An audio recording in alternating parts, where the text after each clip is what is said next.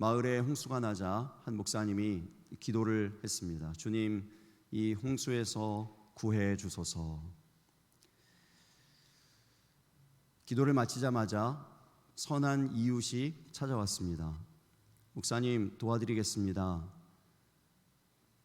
그 목사님이 이렇게 대답합니다. 아주 여유 있는 미소를 머금고 편안한 말씀으로, 아닙니다, 괜찮습니다, 주님이 구해 주실 겁니다. 이 이웃이 고개를 갸웃갸웃거리며 돌아갔습니다. 물은 점점점 불어납니다. 집이 점점점 잠기기 시작합니다. 경찰관들이 보트를 타고 집 앞으로 왔습니다. 목사님, 이 보트에 타세요. 이 목사님의 대답은 변함이 없습니다. 아닙니다, 괜찮습니다, 우리 주님이 구해 주실 겁니다. 변함이 없는 것은 참 좋은데 그 변함없는 그 대답이 정말 맞는 대답인지는 늘 검증해야 합니다.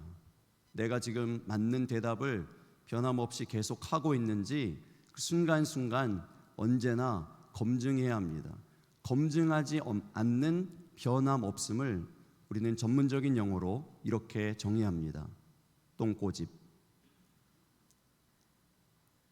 이 목사님이 결국은 홍수에 휩쓸려서 사망합니다. 하나님을 감사하게도 만났어요. 하나님께 따지죠. 하나님, 제가 그렇게 구해달라고 간절히 기도했는데 하나님 왜 저를 안 구해 주셨나요? 우리 하나님이 뭐라 그러셨을까요? 내가 너의 기도를 듣고 이웃도 보내고 경찰관도 보냈지 않니? 여러분들이 잘 아는 그 찬양의 가사가 우리에게 전해주는 귀한 메시지가 있습니다. 눈을 들어 산을 보아라, 너의 도움 어디서 오나, 천지 지으신 너를 만드신 여호와께로다. 눈을 들어 어디를 보라고요? 하늘을 보는 게 아니에요. 산을 보는 것입니다. 눈을 들어 하늘을 보다가는 몇 발자국 못 걷다가 자빠지기 십상입니다. 산을 보라고 얘기해요. 산. 특별히 이 산은 헐몬산을 얘기합니다. 헐몬산에는 만년설이 덮여 있어요. 그 만년설 때문에 이스라엘 땅에, 그 팔레스타인 땅에 건기가 와도 걱정이 없는 것입니다. 강이 마르지 않고 그 샘이 계속해서 그치지 않게 되어지는 그 모습을 보면서, 그 산을 보면서 하나님의 도우심을 보라는 것입니다. 우리 하나님의 도우심은 구체적이고 실제적인 것을 믿으시기 바랍니다. 하나님은 저 하늘에만 계시는 것이 아니고요, 지금 이 땅, 여기 이곳에 지금 계심을 믿으시기 바랍니다. 하나님의 그 실제적인 도우심을 바라보면서 산을 보는 것입니다. 산이 실제하듯이 우리 하나님이 정말로 살아계시며 나와 함께 계시다는 사실을 믿고 신앙생활을 하는 것입니다. 여러분, 우리는 무엇을 의지하고 있습니까? 무엇을 바라보고 있습니까? 정말로 실제적인 하나님의 그 도우심을 여러분 의지하면서 기대하면서 예배하고 계십니까? 그 하나님의 정말 도우시는 그 구체적인 그 은혜들을, 그 은혜의 감격들을, 그 하나님의 환대와 그 사랑을 정말로 경험하면서 살아가고 계십니까? 오늘 본문의 말씀이 기록되어 있는 요한복음 21장, 이 장은 특별히 사복음서 전체를 통틀어서 맨 마지막 장입니다. 가장 마지막 장이에요. 이 얘기는 뭐냐면 예수님의 이제 십자가 사역이 다 끝났습니다. 예수님은 이미 부활하셨습니다. 바로 직전의 장인 요한복음 20장에서 부활하신 예수님이 제자들과 감격적으로 만나는 장면이 나옵니다. 처음 제자들과 만났을 때 도마가 그 자리에 없었거든요. 그 도마 한 사람을 위해서 예수님이 다시 나타나시고 도마를 만나 주셨어요. 특별히 그 손에 난 그 구멍 난 그 손 못자국을 보고 옆구리의 그 창자국을 보라고 얘기하시면서 도마를 만나 주셨습니다. 그때 도마가 뭐라고 고백합니까? 나의 주님이시요 나의 하나님이시니이다. 이렇게 고백했어요. 감격적인 그 부활하신 예수님과의 만남 이후 이제 요한복음 21장으로 넘어가는 것입니다. 그런데 조금 이상한 것은 요한복음 20장의 그 감격적인 만남과 요한복음 21장의 내용은 잘 연결되지 않습니다. 무언가 자연스럽지가 않아요. 자연스러운 연결이 되지 않고 있습니다. 요한복음 21장의 그 바로 앞절, 우리가 읽었던 본문 바로 앞절 2절과 3절의 말씀에 보면요, 2절에 이렇게 되어 있습니다. 시몬 베드로와 디두모라 하는 도마와 갈릴리 가나 사람 나다나엘과 세베대의 아들들과 또 다른 제자 둘이 함께 있더니 그랬습니다. 이 2절 안에 굵직한 제자들의 이름이 다 나옵니다. 수제자인 시몬 베드로, 그리고 바로 직전 20장에서 예수님을 만나면서 나의 주님이시오 나의 하나님이시니이다 고백했던 도마, 그리고 예수님께서 그 속에 간사한 것이 없는 사람이다 라고 극 칭찬해 주셨던 나다나엘, 세베대의 아들들은 야고보와 요한을 얘기합니다. 그리고 또 다른 제자 둘이 있었다고 했어요. 총 몇 명이죠? 7명입니다. 12제자 가운데 7명의 이 굵직한 제자들이 함께 모여서 내린 결정이 3절의 말씀인데요, 시몬 베드로가 나는 물고기 잡으러 가노라 하니 그들이 우리도 함께 가겠다 하고 나가서 배에 올랐으나 그날 밤에 아무것도 잡지 못하였더니 그렇게 말씀했습니다. 시몬 베드로가 주도한 7제자의 결정이 뭡니까? 물고기 잡으러 간다는 거예요. 처음 이 말씀을 보았을 때 제 눈을 의심하고 귀를 의심했습니다. 3년 동안 제자 훈련을 받았습니다. 예수님께 직접. 그리고 부활하신 예수님을 감격적으로 만났습니다. 그런데 그들이 곧바로 그 이후에 내린 결정은 나는 물고기 잡으러 가노라, 이것입니다. 왜 제자들은 이런 결정을 내렸을까요? 하나님은 이 말씀을 통해서, 이 요한복음 21장의 이 말씀을 통해서 저와 여러분에게 무엇을 말씀하고 계신 걸까요? 제자들의 이 모습은요, 무언가 모호해 보입니다. 무언가 손에 잡히는 것이 없어 보여요. 내가 뭘 해야 되지? 이제 어떻게 살아야 되지? 이런 생각들을 하고 있는 것 같아요. 그래서 할 수 없이, 어떤 것도 생각나지 않으니, 어떤 것도 떠오르지 않으니 예전의 삶으로 돌아가는 것입니다. 예전에 해오던 대로 그 습관으로 돌아가 버리는 것입니다. 그들이 예수님과의 만남이 있었지만, 부활하신 예수님을 만났지만 그들의 삶에는 여전히 어두움이 있어요. 오늘 본문이 이렇게 시작합니다. 날이 새어갈 때에. 이 얘기는 뭐냐면 아직 그들의 삶에는 어두움이 있다는 것입니다. 여러분, 우리의 삶 가운데에도 이런 것들이 있지 않습니까? 예수님을 오래 믿었습니다. 예수님을 인격적으로 만났습니다. 감격도 경험했습니다. 여러분, 어떤 통계에 보면요, 우리나라 백성들 가운데, 우리나라 사람들 가운데 70%가 한 번 이상 교회에 나와본 적이 있다고 합니다. 우리나라 국민들 가운데 70%는요 한 번이라도 교회에 나와본 경험이 있대요. 그것이 주일학교 때든지 언제든지, 군대에 있을 때든지 언제든지 70%의 사람들은 교회를 경험해 본 적이 있습니다. 그리고 그 뜨거움도 경험해 보았어요. 감격도 경험해 보았습니다.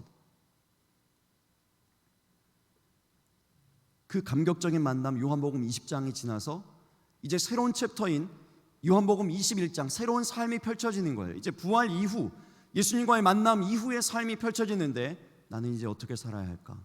답을 모르겠는 것입니다. 내가 어디로 가야 하지? 어느 길이 맞는 길이지? 이것을 모르겠는 것입니다. 그러니 예전의 모습으로 돌아갑니다. 다시 예전의 습관으로 돌아갑니다. 달라진 것이 없습니다. 우리가 읽었던 요한복음 21장 4절에서 6절 말씀, 이렇게 말씀하고 있습니다. 날이 새어갈 때 예수께서 바닷가에 서셨으나 제자들이 예수이신 줄 알지 못하는지라. 예수께서 이르시되 얘들아 너희에게 고기가 있느냐? 대답하되 없나이다. 이르시되 그물을 배의 오른편에 던지라. 그리하면 잡으리라 하시니 이에 던졌더니 물고기가 많아 그물을 들 수 없더라. 할렐루야.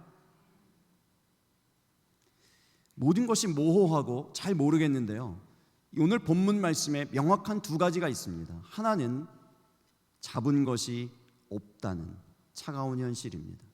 손에 쥔 것이 밤이 새도록 수고했는데 손에 쥔 것이 하나도 없는 허무한 현실, 참담한 냉혹한 현실입니다. 두 번째는요, 그 차가운 현실에 대해서 잡은 것이 없나이다, 없나이다 대답한 그 대답에 대해서, 그 차가운 현실에 대해서 예수님께서 말씀해 주시는데 그 말씀이 참 따뜻하다는 거예요. 그물을 배의 오른편에 던지라, 그리하면 잡으리라. 잡으리라.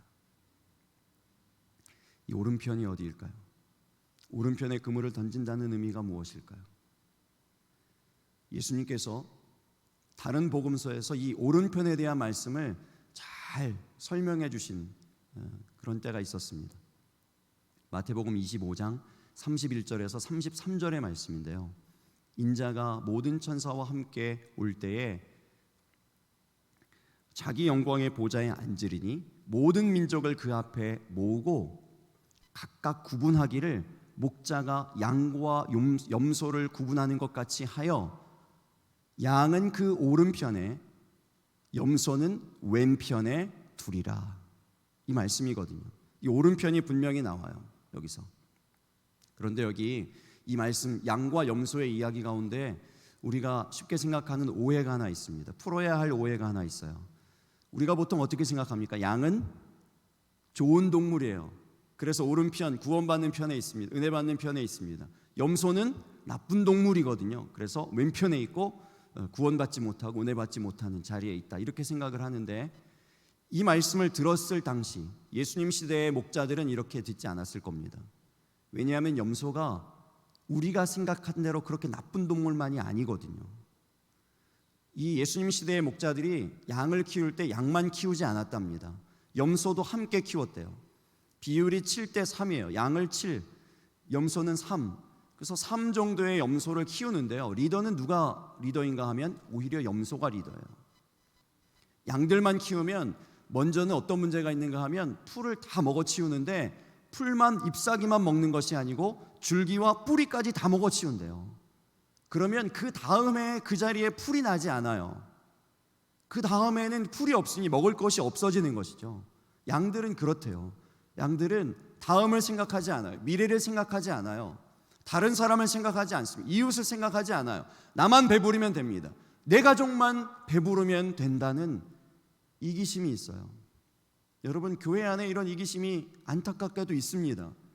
교회 이기주의가 있어요. 우리 교회만 잘 되면 된다는 이기심이 있습니다. 우리 교구만 잘 되면 된다는 이기심, 우리 가족만 잘 되면, 나만 잘 되면 된다는 이기심이 여전히 있는 것을 봅니다.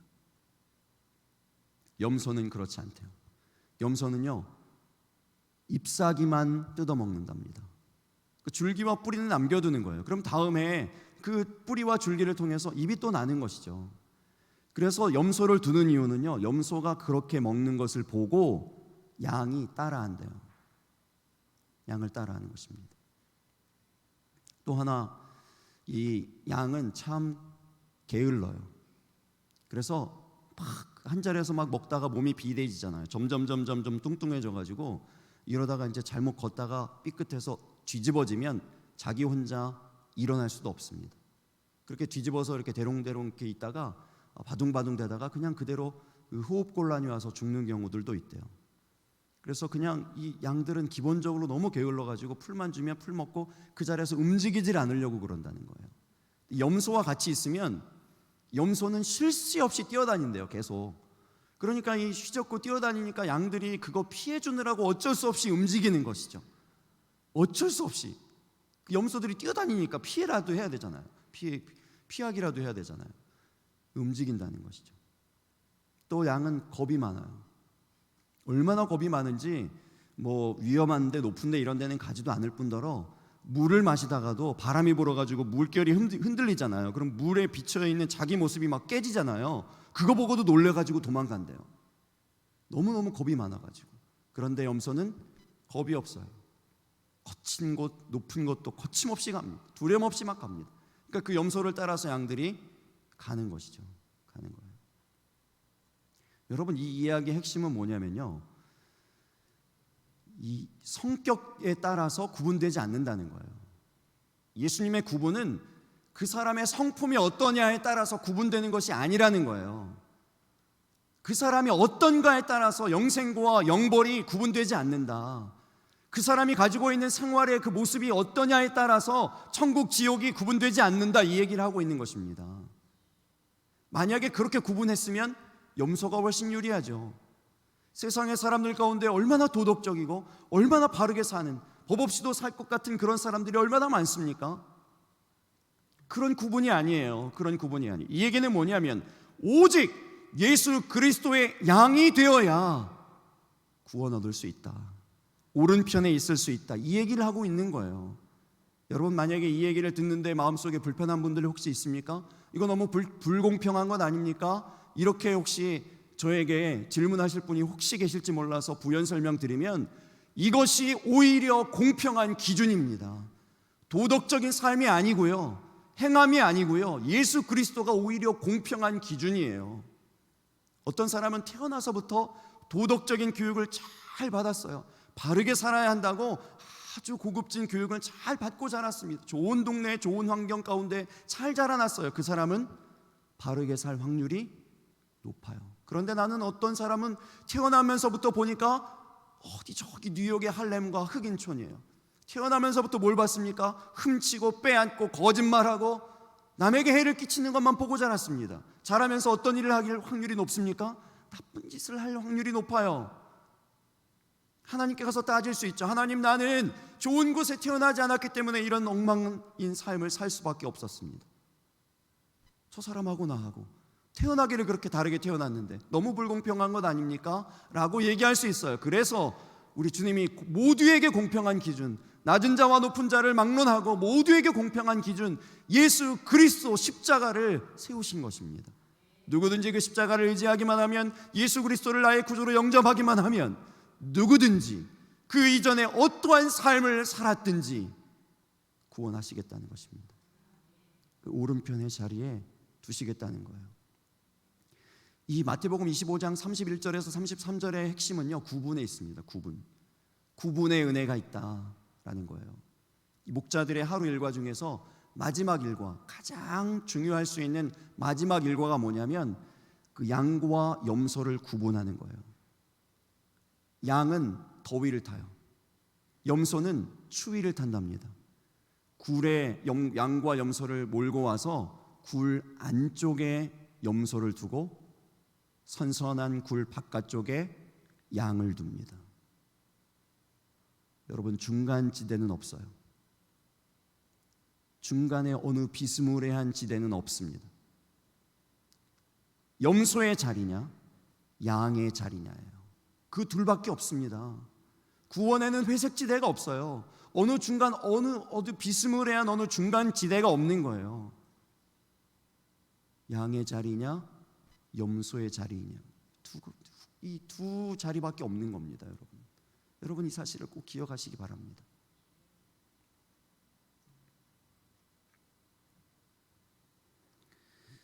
오른편에 예수님이 구분해 놓은 그 믿음의 자리가 있습니다. 예수님이 말씀하신 그 오른편은 바로 그 믿음의 자리, 구원의 자리, 은혜의 자리를 말씀하시는 거예요. 그 은혜의 자리, 믿음의 자리, 구원의 자리에 없으니 빈손입니다. 잡은 것이 없어요. 아무리 수고해도 열매가 없습니다. 남는 것이 없습니다. 허무합니다. 공허합니다. 외롭습니다. 예수를 믿지만 예수 믿은 것으로 인한 변화가 없고 열매가 없습니다.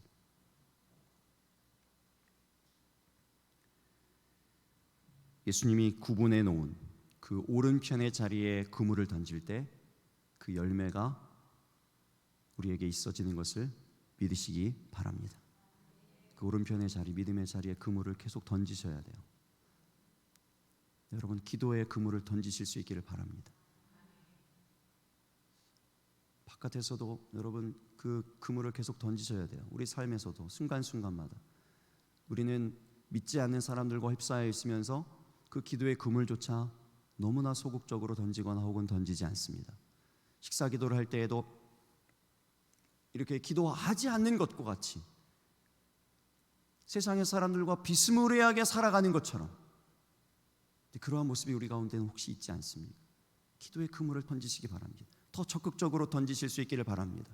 우리 교회에 참 감사한 것은 요즘에 새벽 예배에 나와서 열심히 부르짖어 기도하시는 분들이 많아지고 있다는 것입니다. 여러분, 그 기도의 그물을 계속하여서 던지실 수 있기를 바랍니다. 예배의 그물 던지시기 바랍니다. 주일 예배만이 아니라 이제 주중 예배도 더 나와서 그 예배의 그물을 던지실 수 있기를 바랍니다. 우리의 신앙이 차가워지는 것은 우리 주님이 멀어져서가 아니에요. 내가 멀어졌기 때문입니다. 우리 주님은 여전히 그 자리에 서서 저와 여러분을 기다리고 계심을 믿으시기 바랍니다. 헌신의 그물도 던지실 수 있기를 바랍니다. 봉사의 그물도 적극적으로 던지실 수 있기를 바랍니다. 그 오른편의 자리에 자꾸 던지셔야 돼요. 어떤 권사님 이야기입니다. 어떤 권사님이 아들 등록금을 가방에 들고 가시다가 소매치기를 당했습니다.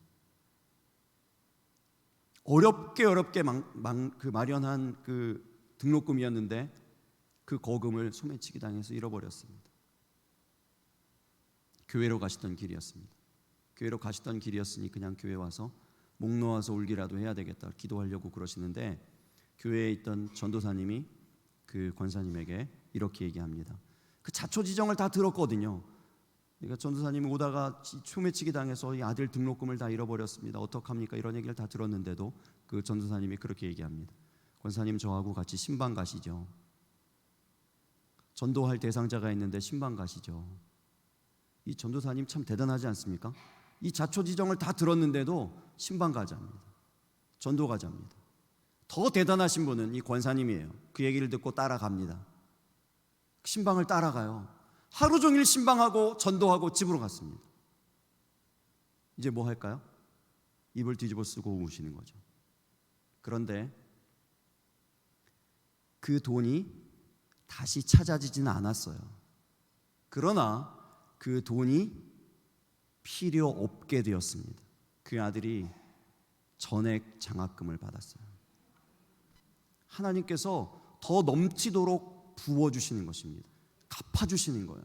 채워주시는 것입니다. 여러분, 이런 간증들이 우리 교회 안에도 넘쳐나게 되기를 예수님 이름으로 축복합니다. 그물을 던져야지 건지죠.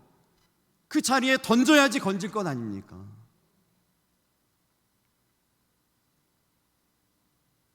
오늘 본문을 묵상하면서 가장 제가 놀란 사실은 이거예요. 우리 예수님이 제자들을 꾸짖지 않으신다는 거예요. 한마디도 나무라질 않으시는 거예요. 저 같으면 얘들아, 너희들 거기서 뭐 하고 있니 지금? 거기서 지금 뭐 하고 있어? 왜 물고기를 잡으러 갔어? 이렇게 해야 할 것 같은데 그 얘기가 한마디도 없으시고 오히려 우리 예수님은 뭐라 그러시는가 하면 그물을 던지래요. 그 방향도 알려주세요. 그리고 그물을 들 수 없을 정도로 고기를 낚게 해주시는 거예요. 잘못된 방향으로 갔는데 엉뚱한 곳에서 헤매고 있는데 뭘 해야 될지 몰라서 옛날의 습관으로 돌아가서 옛날의 그 모습으로 옛날의 삶의 자리에 가서 헤매고 있는데 그들에게 가서 그물을 던져라 얘들아. 그리고 물고기를 낚아라. 내가 물고기를 많이 낚게 해줄게. 이렇게 말씀하고 계시다는 거예요. 이 한량없는, 이 측량할 수 없는 이 예수님의 이 사랑에 굴복해서 이 제자들이 다시 예수님을 다 따르게 되는 건 아니겠습니까?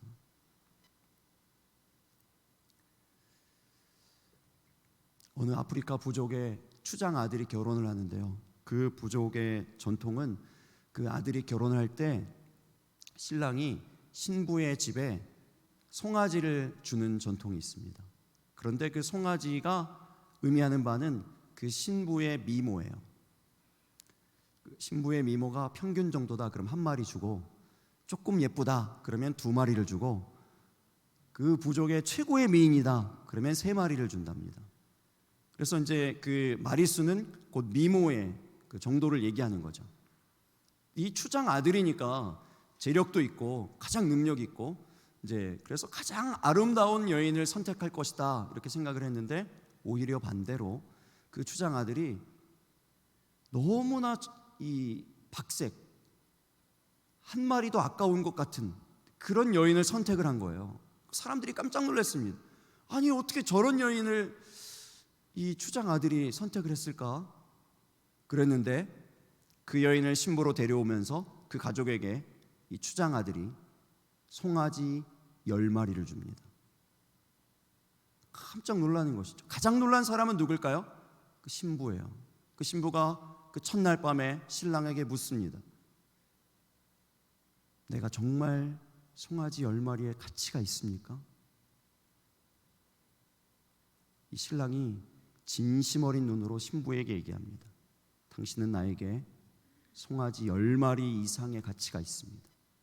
내가 만약 그 10마리 이상을 가졌다면 그것을 다 주었을 것입니다. 신부가 그 얘기를 듣고 감동합니다. 감격합니다. 그리고 그 이후에 놀라운 변화가 일어나는데, 그 이전의 삶은 늘 부정적이었습니다. 늘 낭망하는 삶이었습니다.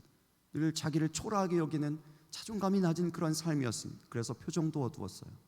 그런데 그 이후에 나는 송아지 10마리 이상의 가치를 지닌 여인이다 라고 생각하니 그 생각이 바뀌고 표정이 바뀌고 인상이 바뀌더니 결국은 그 부족 내에서 정말 송아지 10마리 이상의 미모를 지녔다고 칭송받게 되었다는 것입니다.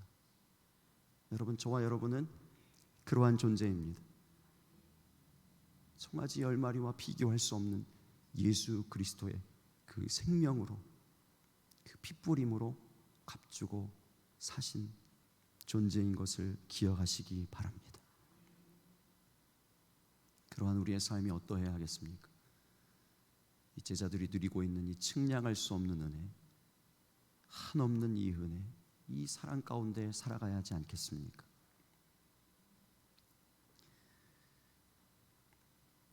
오른편은 양처럼 이기적이고 게으르고 겁쟁이인 저와 여러분을 사랑하셔서 구분해 놓은 자리입니다. 놀라운 은혜를 예비해 두신 자리입니다.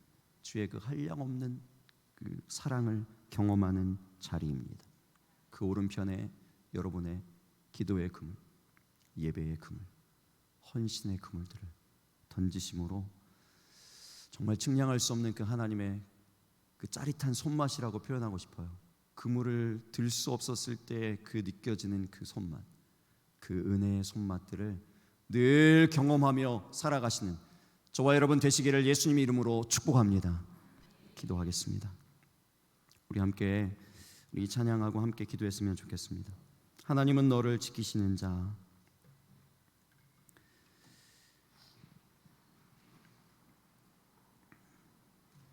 하나님은 하늘에만 계시는 하나님이 아니시고 지금 여기 이곳에 실제하시는 살아계신 하나님이신 것을 믿으시기 바랍니다. 저는요, 저희 부부는 이 찬양에 추억이 있습니다. 저희가 첫 사역했던, 전도사로서 첫 사역했던 교회가 서울 신영동에 있었고요, 저희 신혼집은 부천에 있었습니다. 그래서 교회를 가기 위해서는 한 1시간 반 정도, 한 2시간 정도 밀리면 그 이상 걸렸습니다. 그런데 그 시간 동안 이 찬양을 많이 불렀어요. 하나님은 너를 지키시는지 너의 우편에 그늘 되시니. 이 찬양을 많이 불렀던 그 상황은 어떤 상황인가 하면, 내일이면 쌀이 떨어집니다. 내일이면 먹을 반찬이 없어요. 내일까지 공과금을 내야 됩니다. 낼 돈이 없어요. 이런 가난한 신학생이었어요. 가난한 신학생 부부였습니다. 이 찬양은 저희 부부에게는 수도꼭지였어요. 찬양을 부르면서 막 울면서 하나님께 기도했습니다. 하나님께서 한 번도 굶지 않게 하시는 거예요. 한 번도 공과금 밀리지 않게 하시는 거예요. 놀랍게 하나님께서 채워주시는 거예요. 지금까지 정말로 아무도 도와주지 않는 가운데에서, 아무도 힘이 되어주지 않는 가운데에서 하나님이 놀랍게 채우시고 지금까지 여기까지 인도해 주셨던 것을 믿으시기 바랍니다. 여러분 함께 찬양하면서 그 하나님의 은혜, 그 하나님의 사랑을 여러분들도 경험하시게 되기를 바랍니다.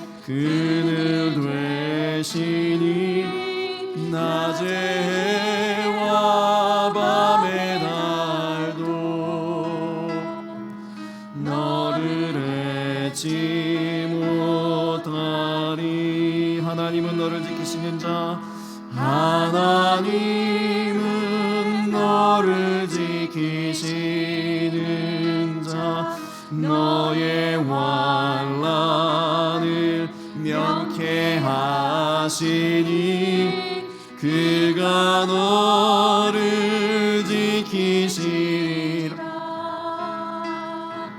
너의 주님을 지키시리라. 눈을 들어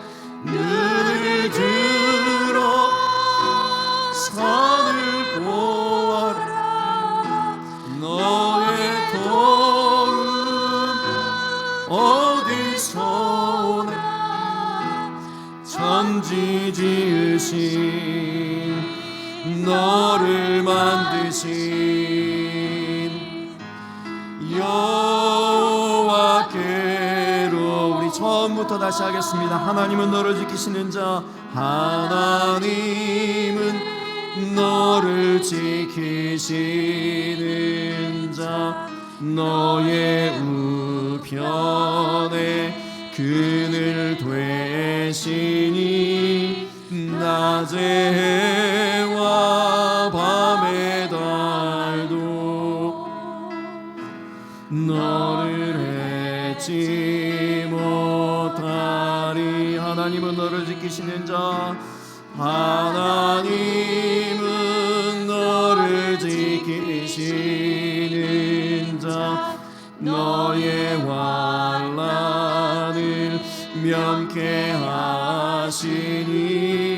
그가 너를 지키시리라.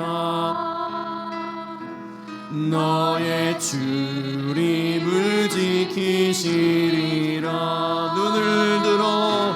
눈을 들어 산을 보아라.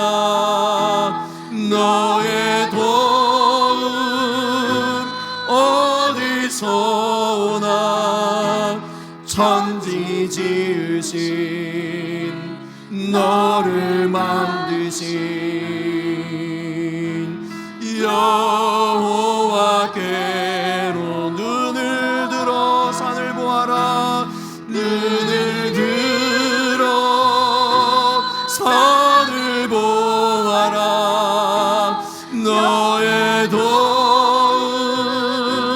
어디서 오나. 천지 지으신 너를 만드신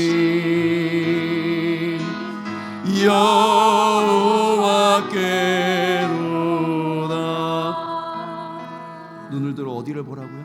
산을 보는 겁니다. 하늘을 보는 것이 아니라 산을 보는 것입니다.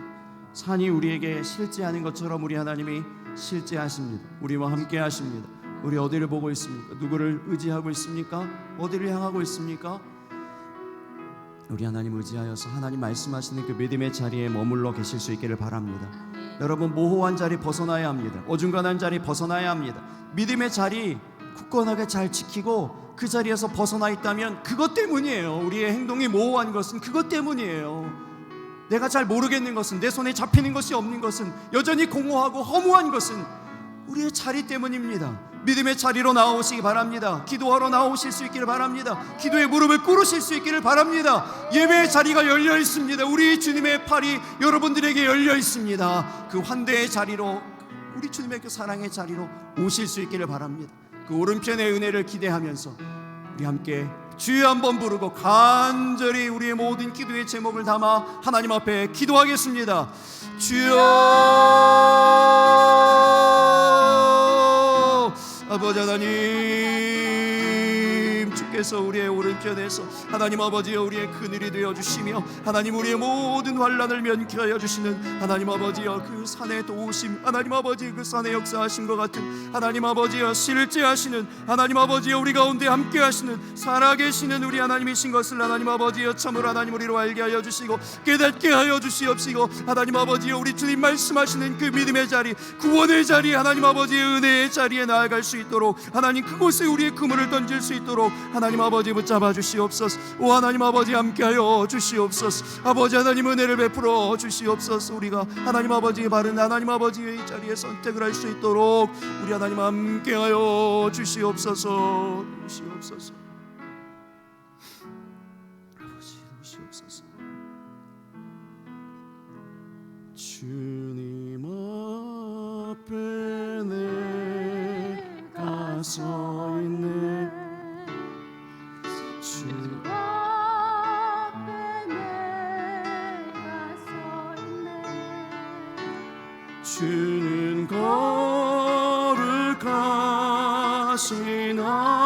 하나님 그 앞에 서 있네. 우리 일어서서 찬양하겠습니다. 주님 앞에 내가 서 있네. 주 앞에 내가 서 있네. 주는 거룩하신 하나님 그 앞에서 우리 마지막으로 다시 한번 주님 앞에 내가 서 있네. 주님 앞에 내가 서 있네. 주 앞에 내가 서 있네. 주는 거룩하신 하나님 그 앞에 서 있네. 거룩하신 하나님, 그 하나님께서 우리를 위하여서 예배해 두신 자리를 기억하고 바라보며 나아가는 믿음의 삶을 살아갈 수 있도록 우리 모두를 붙잡아 주시옵소서. 하나님, 우리의 삶의 진정한 도움이 어디로부터인지 깨닫게 하여 주시옵소서. 내가 진정으로 의지할 바가 누구인지 알게 하여 주시옵소서. 어디로 가야 진정으로 그물을 덜 수 없을 만큼의 그 만족함과 충만함을 얻을 수 있는지 깨달을 수 있는 우리 모두 되게 하여 주시옵소서. 측량할 수 없는 그 사랑으로 우리를 부르시고 우리를 품으시는 그 하나님의 사랑으로 나아오게 하여 주시옵소서. 하나님, 한 주간의 모든 삶에 하나님 동행하여 주시고 이 은혜가 끊어지지 않게 하시며 하나님의 말씀을 통하여 성령의 인도하심을 통하여 늘 기억나게 하여 주시고 믿음의 자리 선택하여 결단할 수 있는 믿음의 모든 성도들 다 될 수 있도록 붙잡아 주시옵소서.